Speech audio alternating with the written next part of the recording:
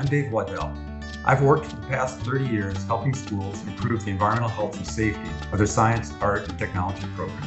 As an offshoot of this, I've helped amateur and professional artists stay healthy and protect the environment while creating vibrant art.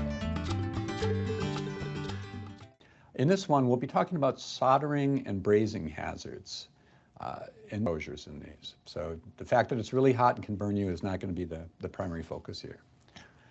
So first off, the very first thing to focus on, and probably the greatest risk to your health from doing soldering and brazing, is if you're working with flammable gases, make sure that your connections are nice and tight and you're not getting any leaks, because the last thing you want to do is set fire to your gas cylinder or burn up your studio.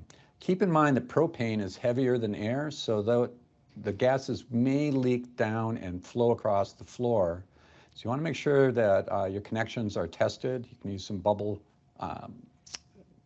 the bubble solution that's used for blowing bubbles. If you see any bubbles, then you need to get those connections fixed. Okay, so first thing to understand about soldering is when you see that smoke coming off of the part you're working on, that smoke is actually really ultra fine dust, very, very fine particles. And the smaller a particle is, the deeper it can get down into your lungs.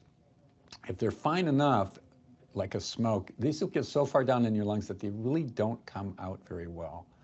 The other thing is anything that gets into your lungs is going to get absorbed into your bloodstream. That's the job of the lungs. It's taking air or anything else you breathe in and getting that right into your bloodstream. So any chemicals that are in that smoke are going to get into your bloodstream. So we want to be careful to not have any more toxic materials in there as possible, and also to try to keep as much of that smoke out of our lungs as possible. So what are some of the hazardous metals that we're concerned about that could be in your solder? Nickel is a carcinogen by inhalation and a skin sensitizer. Lead is a neurotoxin, and cadmium is a carcinogen by inhalation. Many artists are no longer using lead solder when they're doing soldering work, but they may have switched to a cadmium nickel solder. You can get cadmium-free and lead-free solder, and those are the ones that we recommend as a less hazardous alternative. So some of the metal fumes that are released in soldering or brazing include lead or cadmium or silver or nickel. These, even though they're toxic, may not be a problem as long as you have good ventilation that's pulling all of that smoke away from you and getting it outside of your building. One of the things to be careful of, which may be the most toxic component of soldering, is the flux that you're using.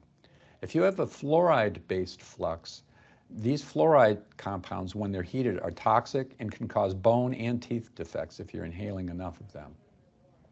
So what we want you to do is use a fluoride-free borax-based flux. You should be able to look on the label of the product that you're thinking about buying and see if it contains the word contains fluoride or has the words fluoride-free. You always want to select a fluoride-free flux. Another thing you may be using chemicals for would be for deburring or polishing or buffing. Here's an example, the Super Sunshine non-chelating deburring compound. It does have a warning on it that says to avoid contact with eyes and skin and clothing. So there is some concerns about this. But it looks like if, in that case, if you wear proper clothing, it should be gloves, you should be okay. Tripoli, if you're working with it, contains crystalline silica, so you don't want to breathe in any dust, although typically there's very little dust that gets released from this.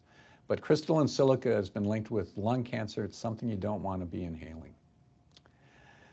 And one of the things you can, to understand how hazardous it is, if we look at exposure limits for this stuff, this 0.05, that's an incredibly low number. So this is milligrams, or like a grain of sand is about a milligram. So we're taking that and cutting it into 20 pieces, and that is how much would be allowed over the course of a day in 1,000 liters of air surrounding you while you're working. Incredibly low concentration. So you really don't want to be inhaling any of this silica if you can avoid it. If you're doing any buffing, you may be using a cerium buffing compound. We've done some analyses of this material, and we found as much as 1,000 parts per million arsenic in a cerium as a contaminant.